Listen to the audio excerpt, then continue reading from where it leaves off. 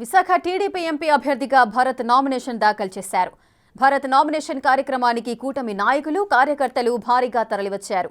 అప్పుల్లో ఉన్న రాష్ట్రాన్ని కేంద్రం సహకారంతో ముందుకు తీసుకువెళతామని ఆయన ఈ సందర్భంగా అన్నారు.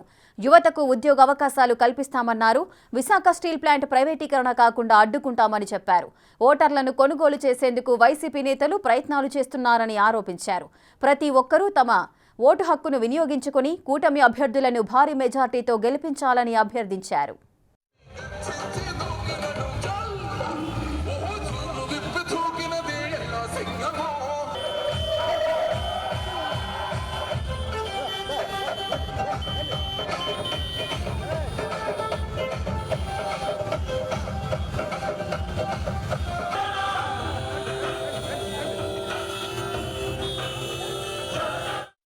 అభ్యర్థిగా నామినేషన్ కలెక్టర్ ఆఫీస్లో ఫైల్ చేయడం జరిగింది.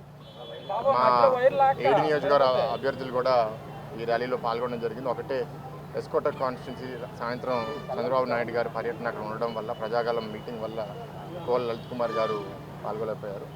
అయితే మా MBP double door election office నుంచి ర్యాలీ మొదలుపెట్టి Maddilapalem centre, Gurudwara, LIC building, KGH చెప్ప ఫైనల్గా కలెక్టర్ ఆఫీస్లో ఎండ్ అయింది.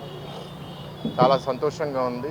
ఈ 3-4 నియోజకవర్గాల నుంచే కాకుండా ఇతర నియోజకవర్గాల నుంచి కూడా పెద్ద ఎత్తున కార్యకర్తలు, నాయకులు, జనరల్ పబ్లిక్ కూడా మద్దతు పలికారు. వాళ్ళ స్పందన చూసి చాలా ఆనందంగా అనిపిస్తుంది. భవిష్యత్తులో ఓట్లు కూడా ఎట్లా ఉండబోతుందో ఒక బలమైన అంచనా కూడా మా అందరికీ అనిపిస్తుంది. అయితే విష్ణుకుమార్ రాజు గారు ముందే ఇంకో ప్రోగ్రాం పెట్టుకోవడం వల్ల కొంచెం పాల్గొని వెళ్ళారు. కానీ మా మిగతా అభ్యర్థులు ఇక్కడ వంశీకృష్ణ యాదవ్ గారు, గణబాబు గారు, గలిపూడి గారు, మల్లా శ్రీనివాస్ గారు, గంటా శ్రీనివాస్ గారు అందరూ పాల్గొనడం జరిగింది. నేను 2019లో నామినేషన్ ఫైల్ చేసినప్పుడు అప్పుడు టికెట్ వచ్చి జస్ట్ 1.5 డే అయింది. హడావిడిగా వేసేసి జనాలందరినీ కలుపుకోలేకపోయాం నామినేషన్ ర్యాలీలో.